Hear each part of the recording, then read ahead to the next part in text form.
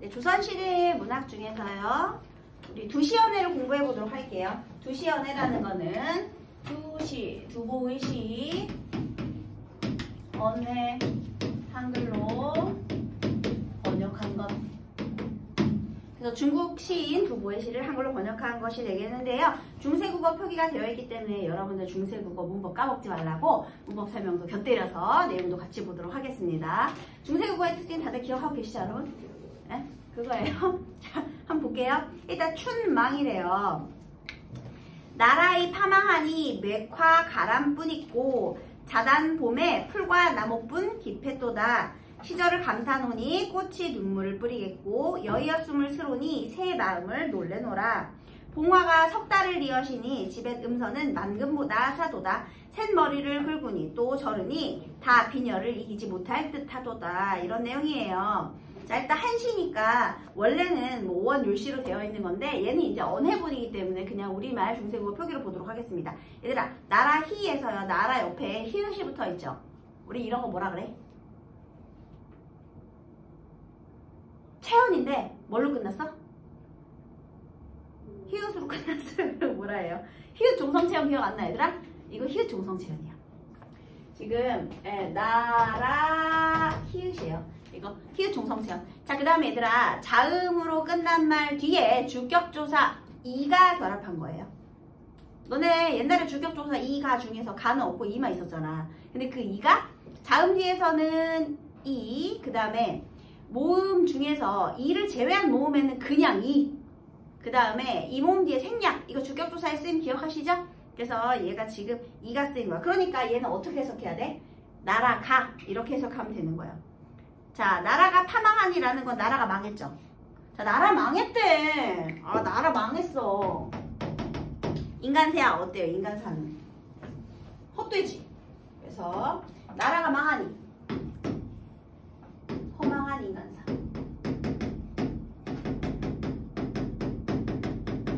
나라는 망해서 전란이 끊이지 않는 시대를 배경으로 하고 있답니다, 여러분. 나라는 망했고요. 뭐야? 그 다음에요, 매와 가람. 얘들아, 가람하고 매가 뭐예요? 매는 뭐죠? 산. 그럼 가람은 뭐게요? 강이에요, 강. 예, 이건 우리말로 쓸게요. 매와 가람, 이거는 강과, 산과 강이에요. 산과 강뿐 있고, 어두장군 확인할 수 있죠? 그런데 여러분, 여기서 산과 강인데, 이 산을요, 매라고 썼잖아요? 그런데 왜 콰가 됐을까요? 과 대신 콰가 된 이유는 무엇일까요? 왜도 무슨 체언일까요? 히읗 종성 체언이에요. 근데 여기에 과가 붙으면서 축약이 돼서 얘는 원래 중세 때는 우리 소리 나는 데 표기하잖아요. 얘가 매과니까요. 매과, 매과가 된 거예요. 얘들아, 알겠지? 히읗 종성 체언. 매과예요. 매과. 그래서 산, 얘도 히읗 종성 체언이더라. 이렇게 되는 것이고요. 가람, 이거는 이제 강이에요. 그러면 산과 강만 있다. 그러면 얘는 아직까지 남았지. 나라는 망했지만. 그럼 얘는 변함없이 아름다운 자연이 되겠네요. 변함없는 자연. 그래서 서로 어떻게 되고 있어요? 인간사와 자연이 대비를 이루고 있네요. 그죠? 그 다음에요. 잣 안에 봄에. 자, 이제 잣 안에 봄에라고 했는데요. 잣이 뭐냐면요. 자가 성이에요. 그런데 여기 이렇게 시옷이 있죠? 이 시옷은 혹시 뭐게, 얘들아? 자가 성인데 시옷은 왜 붙였게? 땡땡격 조사. 혹시 뭐 기억 안 나는 거 없어, 얘들아? 관여격 조사. 옛날에는 의 대신, 의도 있었지만요. 이렇게 관여격 조사 시옷을 많이 썼죠, 여러분. 특히 네, 무정명사에서 시옷을 썼습니다.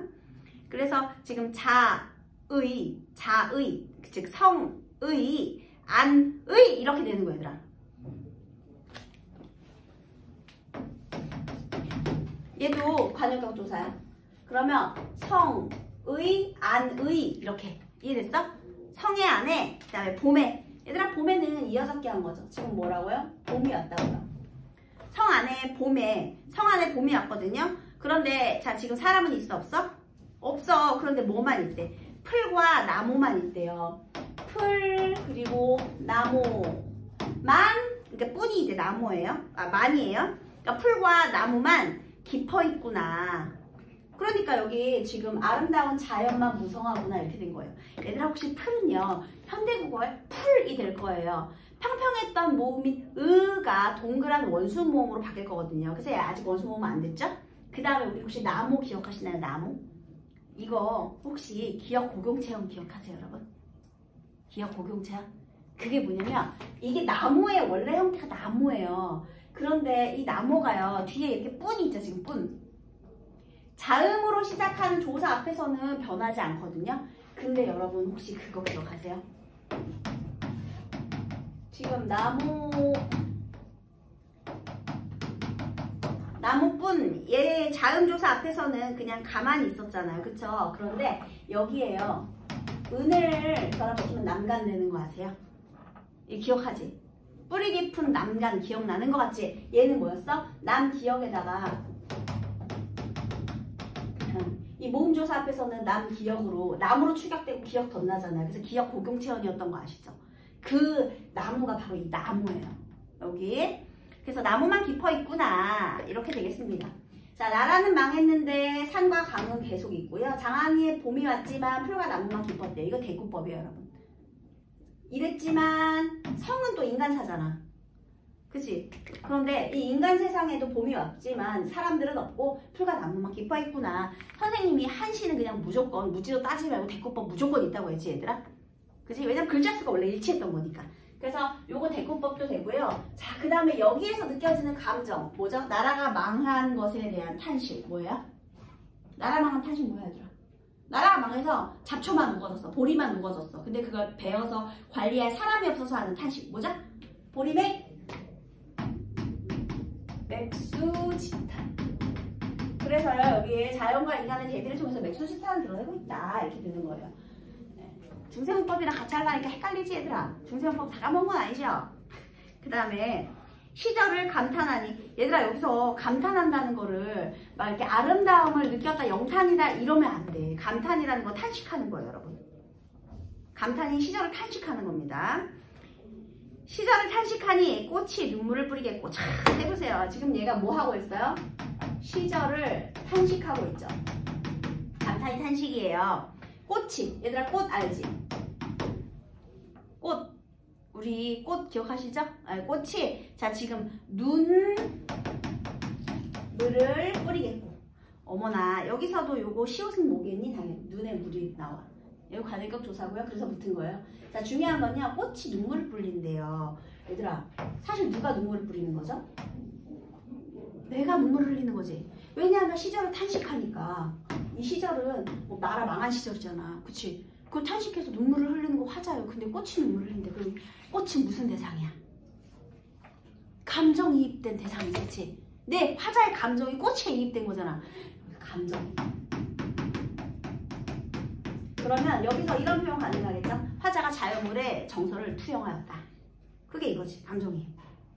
그 다음에 꽃이 눈물을 흘리겠고. 여의였음을 얘들아 여의다가 이별하다예요. 그러면 여의였음을 가족과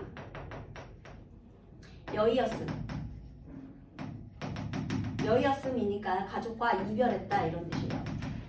가족과 이별했음을 슬퍼하니 새가 마음을 놀란다. 새도 마음이 놀라는구나. 그럼 얘들아 여기서 새도 마음이 놀란대. 사실 누가 놀랬다고요? 내가 놀라는 거예요. 그러면 얘도 뭐예요? 화자의 감정이 전부 다 마음이 놀랍고 그 다음에 눈물도 흘리고 전부 다 감정이 이입된 대상이죠. 자, 그 다음에 이렇게 해석하는 거 하나. 그래서 또 어떻게 해석하느냐면요. 이렇게도 해석할 수 있어요. 이거 감정이입된 소재로 해석하기도 하고요. 자, 이번에는 객관적 상관물로 한번 해석해 볼게요. 이건 뭐냐면요. 꽃을 봐도 눈물이 나고 새만 봐도 가슴이 놀란다. 이렇게도 해석할 수 있어요.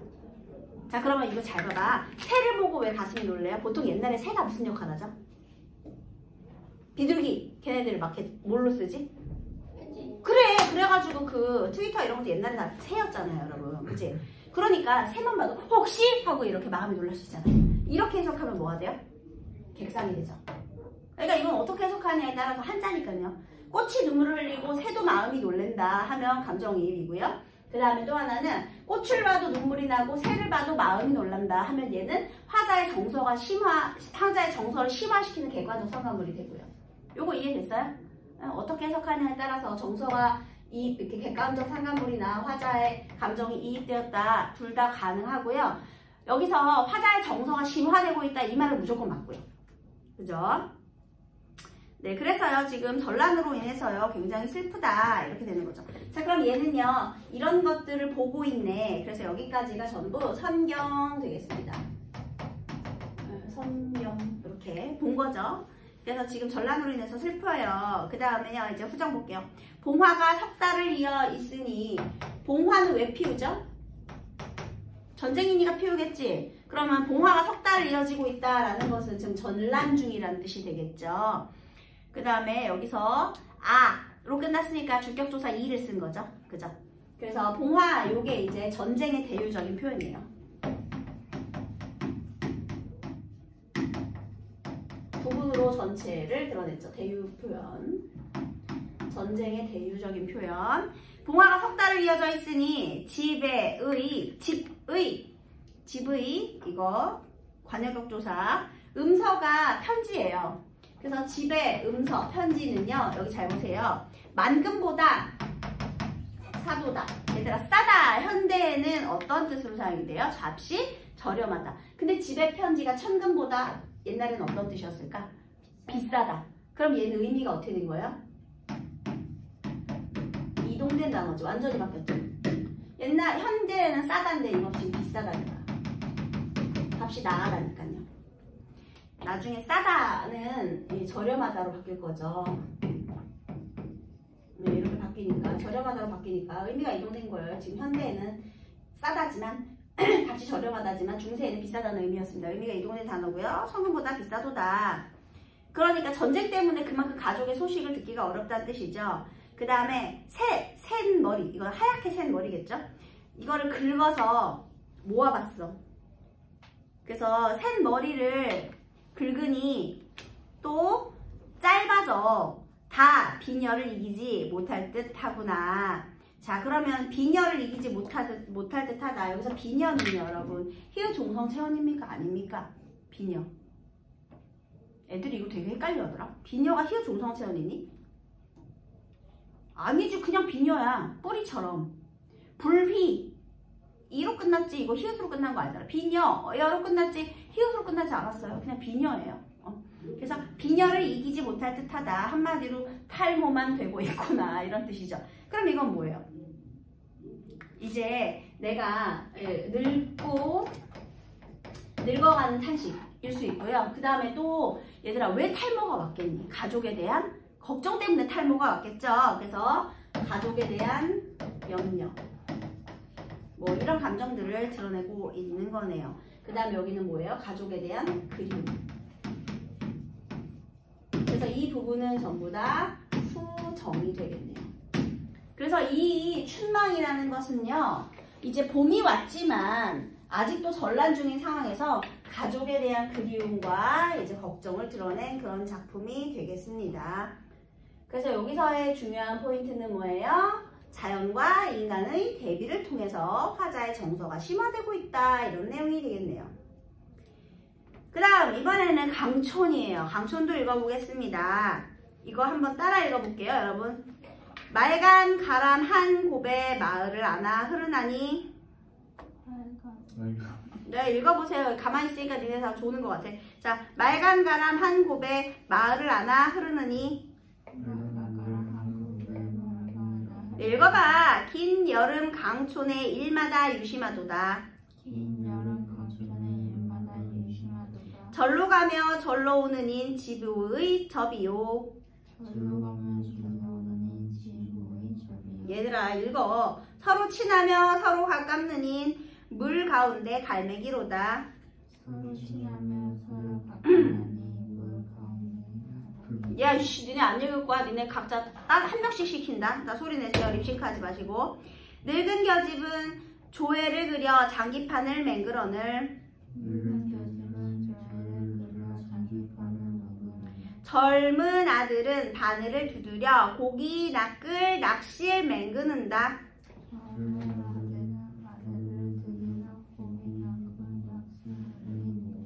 네, 그 다음에요.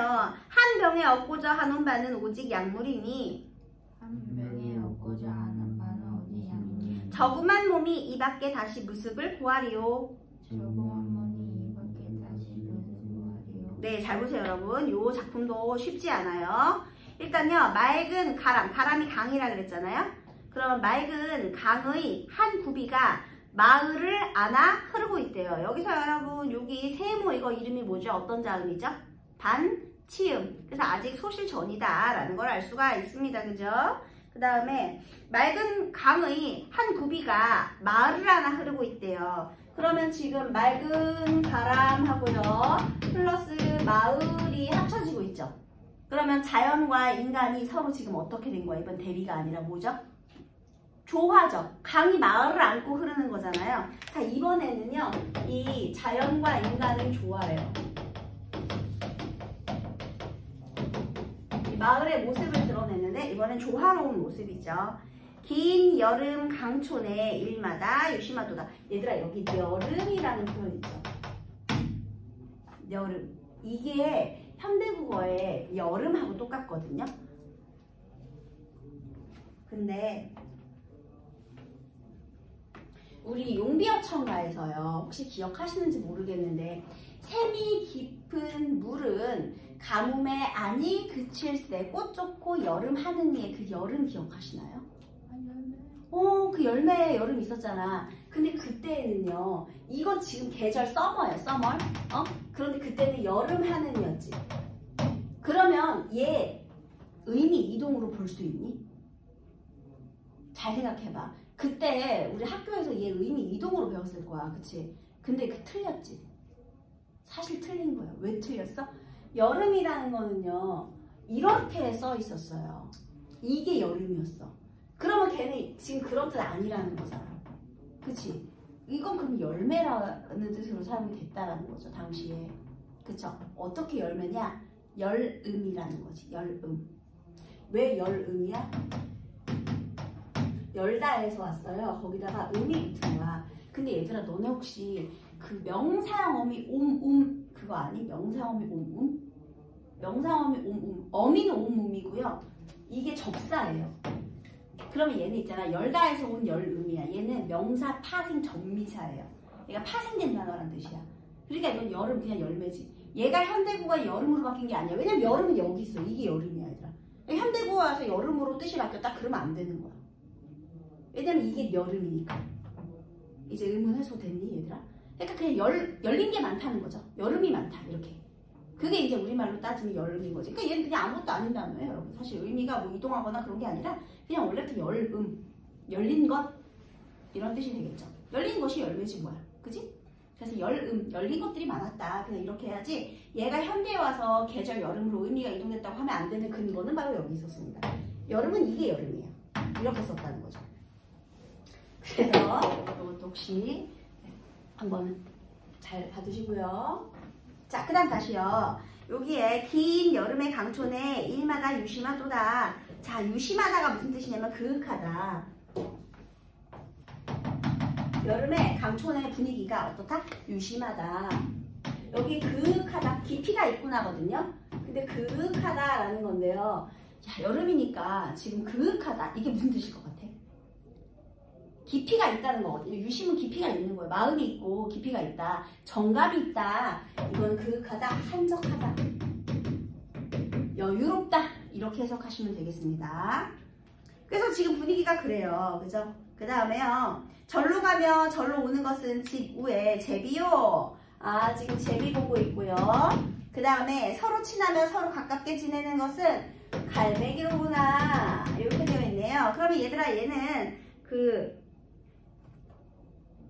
제비하고 갈매기는요. 지금 자유롭고 마음대로 돌아다닐 수 있죠.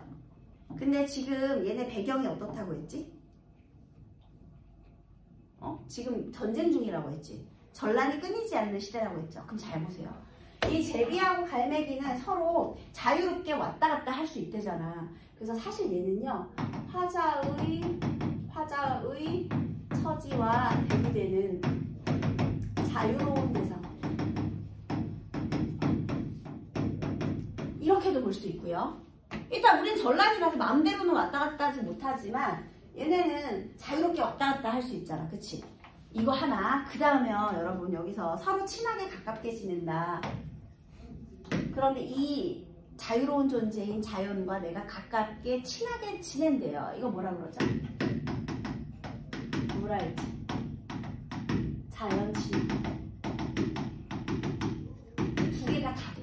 화자에 대비되는 대상으로서 자유로운 존재를 의미한다도 되고요. 그 다음에 자연 친화적인 태도가 드러난다도 괜찮습니다. 두 개 다 되는 거야. 얘들아 생각보다 어렵지? 이거 어렵죠? 어려워요. 왜냐면 한자로 써있는 걸 우리말로 번역하니까 느낌이 다 안 살아.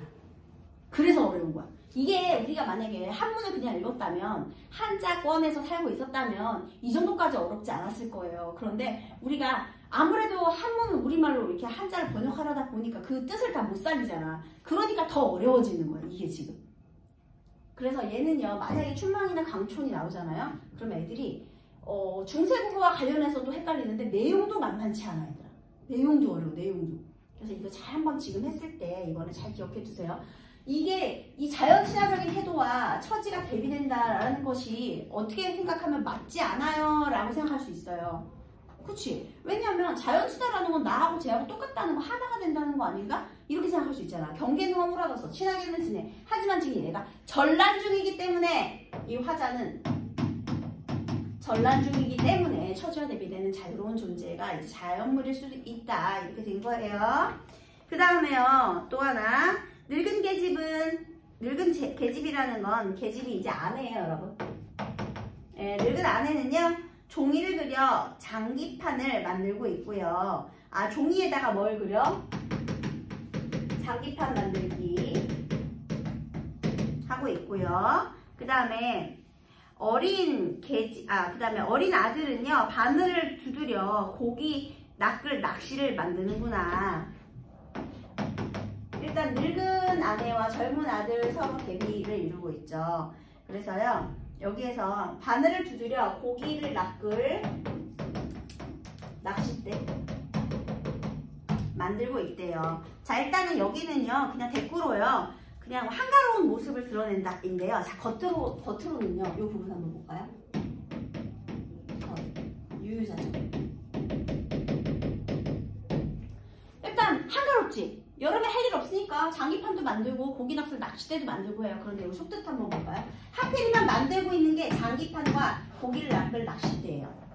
자, 장기판은요, 흑백의 대립. 지금 전란죽이라고 했지. 그 다음에 낚싯대, 고기를 낚는 거잖아. 그 속여가지고 낚아야 되지. 그래서 얘는요, 이 전란이라는 시대 상황을 비판하는 의미로 또 사용이 되고 있어요. 그래서요, 여기 다시 이거 어쨌든 싸우는 거잖아. 장기판은 장기 흑백으로 싸우는 거지, 결국은. 그래서 얘는요, 속뜻은요, 여기서 속고 속이는 인간 세상에 대한 풍자가 되겠습니다. 풍자의 태도. 속여서 서로 싸운다는 거죠. 서로 속여서 싸우는. 왜냐면 지금 계속 말하지만 전란 중이거든요. 그래서 이러한 의미까지 담고 있어요. 그러니까 우리 사대부들이 왜 두보의 시를 좋아하는지 아시겠죠? 그 다음에요, 한 병에 얻고자 하는 것. 많은 병이죠. 한 병이라는 거, 얘들아. 한이 많다는 뜻이잖아. 그지? 기억하죠? 그래서 많은 병에 얻고자 하는 것은 오직 약물뿐이니. 얘들아, 이 병은 자연을 사랑하는 병 그런 거 아니에요. 진짜 병이에요. 왜냐면 전란으로 인해서 얘가 몸이 힘들어. 그래서 얻고자 하는 바는 오직 약물이니, 그 다음에 작은 몸이 이 밖에 다시 무엇을 구하겠는가. 그럼 오직 약물 정도만 있으면 좋겠다라고 했네요. 자, 지금 화자는 어때요? 전란으로 인해서 병을 얻었고요. 자, 여기에서 그냥 이 작은 몸이 약만 있으면 좋하지 뭐. 여기에선 또 어떤 태도가 드러나요? 안분지족의 태도가 드러났죠. 그냥 건강하게만 살았으면 좋겠다, 그런 뜻이 되는 겁니다. 그래서 이 부분은 이제 선경과 후정이 되겠네요. 내용이 복잡하죠? 막 인간과 자연의 조화도 있다가요, 화자의 처지와 대비되는 저런 아름다운 자연도 있고요. 그 다음에 또 이렇게 강촌에서의 생활을 드러내는 것 같지만 한가로운 삶인 것 같지만 사실은 인간 세상을 풍자를 하기도 하고요. 그래서 이렇게 자연 친화적이고 겉으로는 안분지족의 생활 태도를 드러내는 것 같지만 속으로는 이렇게 풍자의 태도도 이렇게 드러나 있다. 이게 또 중요하게 되겠습니다. 알겠죠? 겉으로는요 자연 친화하고 안분지족이에요. 일단 겉으로만 보면. 그런데 이 속 안에는 이 화자의 처지와 대비되는 자유로운 존재도 드러나고 인간 세상에 대한 이 풍자의 태도도 드러나고요. 그래서 이 작품이 좀 어려운 그런 내용을 포함하고 있네요. 됐죠? 자, 이번에는 귀, 안 되겠습니다. 얘들아, 귀는 돌아가는 거고요. 안이 갈매기 안자예요. 그래서 갈매기, 되돌아가는, 미안합니다. 갈매기가 아니라 기러기. 기러기 안자예요. 되돌아가는 기러기를 한번 보도록 할게요.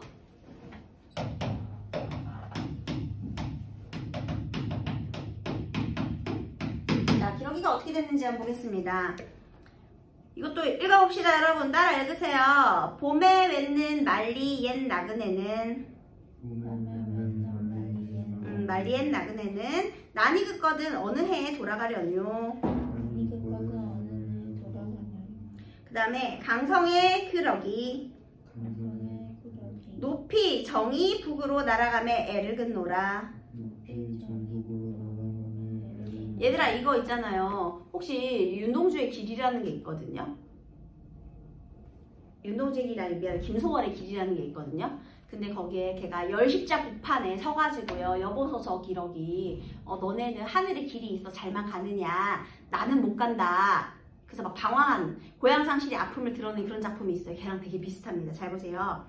일단 봄에 왔는 말리의 나그네는 자, 지금 화자는 나그네예요. 봄을 맞이하는 나그네가 되겠습니다. 그런데 이 나그네는요.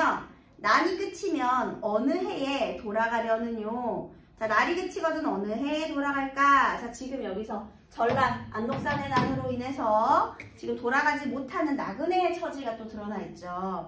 그래서요. 어느 해에 돌아갈 것인가? 어디로 돌아가겠니? 여기서 지금 말리바뀌라고 했잖아요. 그러면 타향살이 중이니까 나그네가 되겠지. 그러면 언제 고향으로 돌아갈 것인가? 지금 고향에 대한 그리움을 드러내는 거죠.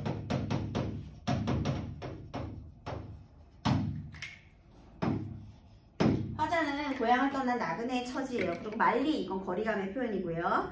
또 강성의 그려기는 높이 바르게 북쪽으로 날아가매. 자, 그러면 여기서 그 그려기는요.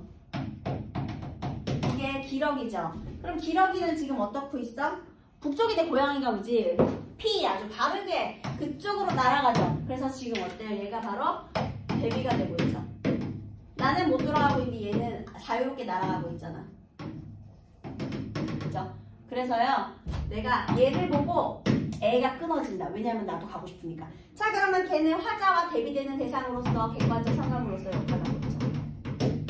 화자와 정반대로 자유로운 존재니까. 그래서 내가 애가 끊어지고 있대요. 그래서 요거는 쟤를 보니까 더 부러웠어. 그래서 내가 마음이 더 안 좋았어. 고향에 대한 그리움이 심화됐어. 그래서 객관적 상관으로서의 역할을 하게 되는 겁니다. 이해되셨나요? 됐어요? 됐죠? 자, 그럼 문제 한번 풀어볼까요? 1번 가나다에 대한 설명으로 적절한 건 몇 번일까요? 1번 색채의 대비를 통해 없죠. 그 다음에 자연에 대한 화자 예찬 안 돼요. 극복의 의지 안 되고요. 해학적 안 됩니다. 그런데 거기 다를 보니까요. 대조를 통한 정서 표현 정답은 5번이 되겠습니다. 가와 다는요. 공통적인 정서로요. 둘 다 쓸쓸한 마음이 드러나 있습니다. 왜냐하면요. 우리 전쟁 중이고 그 다음에 난으로 인해서 못 돌아가니까 애상이 되겠죠. 그 다음에 요거 한번 볼까요? 벌써 전란이 석 달이나 계속되고 있다. 무너진 장안의 폐허에도 봄을 알리는 꽃이 피고 새가 올 것만 오히려 그로 인해 마음이 더 답답하다. 오직 남은 것은 산과 강뿐. 인간사 보는 것이 참으로 허망하다. 전란 중에 목숨은 부지하고 있지만 옆에 있는 아내를 보면 미안하고 애처롭기만 하다. 이런 내용이 있어? 없어. 틀렸네.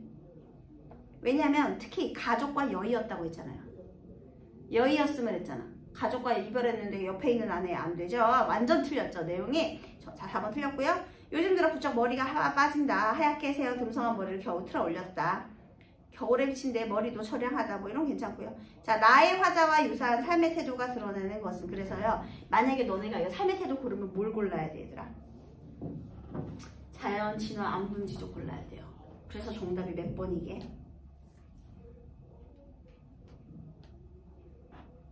일단 봐봐라. 박인로의 시 이거 효죠, 효. 밥상위에 감이 고와 보이는데 유자 아니어도 품어가고 싶지만 품어가 반길 사람이 없으니 글로써 서러워한다. 유자는 중국의 대표적인 효자예요. 그래서 유자가 아니라 굴자가 유자를 품어서 그러니까 유자가 나왔대. 근데 유자를 안 먹고 품어가서 부모님께 드려서 효도를 했다. 뭐 이런 사람인데 어쨌든 이것도 효를 드러내는 것이고요. 그 다음에 국화야 너는 어찌 3월 동풍 다 지나고 낙목한 천을 피었느냐. 오상구절은 너뿐 인간을 이거는 절개와 지조를 예찬하는 거죠. 그래서 안 되고 집방석 내지 마라. 낙엽엔들 앉을 수 있다. 그 다음에 솔비 펴지 마라. 달 돋아온다. 박수산채의 망작 없다 말고 되어라. 이거는 자연 친화적인 삶의 태도와 안분지족의 삶의 태도가 맞죠. 그래서 정답은 3번이고요. 이황 요거는 이제 학문수양이죠. 고인들이 가던 길을 계속 이어가겠다. 그 다음에 김종서의 시는요. 대장부의 기기예요. 김종서 장군이잖아. 삭풍은 나무 끝에 불고 명월은 눈 속에 찬데 만리변성에 일장검 짚고 서서 긴 휘파람 큰 소리에 거칠 것이 없구나. 이거 대장부의 기계가 되겠습니다. 그래서 정답은 3번이었죠. 그 다음에 기러기와 성격이 유사한 것. 기러기는 화자와 대비되는 존재가 되겠는데요. 뭘까요? 대비가 되는 거. 정답은 1번이죠. 쟤는 다정한데 나는 외로워 되겠습니다. 그 다음에요. 나의 창작 의도를 조건에 맞게 나에 들어간 가족의 모습을 한가하고 평화로운 자연과는 대조적으로 이기적인 인간의 욕심을 드러내고 있다고 보기도 한다라는 것은요. 인간사의 다툼, 그 다음에 전쟁을 풍자하고 있다 이렇게 볼 수 있죠. 장기평과 낚싯바늘이니까요. 장기평과 낚싯바늘이기 때문에요. 인간의 전쟁과 다툼을 비판하고 있다 이렇게도 볼 수 있습니다. 네, 그 다음에 이제 64페이지에 무어별과 곡자가 있는데요. 임제의 무어별도 한시고 곡자도 한시예요, 여러분. 근데 임제가요. 15알이 싸운 아가씨 남 부끄러워 말 못하고 헤어졌구나. 그 다음 돌아와서 문을 닫고는 배꽃 사이 달을 보며 눈물을 흘린다. 여기서요. 대상을 관찰하고 있죠, 여러분. 그쵸? 그래서 관조적이에요. 관찰하고 있기 때문에요. 그 다음에 이 여자가요. 지금 배꽃 사이에 달을 보면서 눈물을 흘린대요. 그래서 뭔가 되게 우리 전통적이고 좀 소극적이고 인내하는 여인의 모습이 잘 드러나 있습니다. 그래서 그냥 이별의 정환인데 이걸 관조적으로 드러낸 거예요. 관찰하듯이. 말이 없는 별, 이별. 근데 얘들아 왜 떠나가서 으앙 막 하고 슬퍼가지고 울면 좀 덜 슬픈데 이렇게 말없이 눈물만 뚝뚝 흘리면 조금 더 슬퍼 보이죠. 그래서 감정이 절제된 이 아가씨의 모습을 보면서 이별의 정환이 보다 더 잘 느껴지고 있어요. 그래서 객관적으로 드러내고 있다는 것이고요. 그 다음에요. 곡자는요. 원래 우리 곡자라는 말이 아들을 잃고 우는 거예요. 그래서 허난설원이 지난해 사랑하는 딸을 여의고 죽었어요. 올해는 사랑하는 아들도 죽었어요. 슬프거나 광릉 땅이요. 여기 이제 묘지가 있어요. 두 무덤이 나란히 마주하고 있구나. 사시나무엔 쓸쓸한 바람이 불고 도깨비 불은 무덤과 나무를 밝히네. 스산하죠? 종잇돈을 살라 불태우며 너희의 넋을 부르며 제를 올리네. 지금 제 지내는 중이에요. 너희의 넋은 응당 온후인 줄 알고 밤마다 정답게 놀고 있으리라. 이건 소망하는 거죠. 죽어서라도 좀 편하게 있어라. 뱃속에는 아이가 있다 하지만 어찌 잘 자라길 바라겠는가. 부질없이 황대사를 읊조리다. 애 끓는 피눈물에 목이 매는구나. 근데 결국 뱃속에 애도 유산돼요, 여러분. 불쌍하죠. 허나처럼. 그리고 황대사는 뭐냐면은요. 요 황대사가요. 어떤 슬픈 노래인데요. 자식을 죽인 어미를 책망하는 노래 가사가 있거든요. 그러면 굳이 왜 황대사를 읊조렸느냐. 이건 본인의 자책감을 말하는 거예요. 물론 얘가 죽인 건 아니야. 병으로 애들이 죽었어. 근데 그래도 있잖아. 내가 조금 더 잘 돌보았으면 아이들이 살지 않았을까 하는 어미로서의 죄책감이 있을 수 있죠. 그래서 그 죄책감 때문에 황대사를 읊조리게 되었다. 이런 내용이 되겠습니다. 여러분 자식을 잃고 슬퍼하는 그런 허난 사람의 마음을 읽을 수 있었네요. 65페이지 가지고 문제 다 풀어보세요.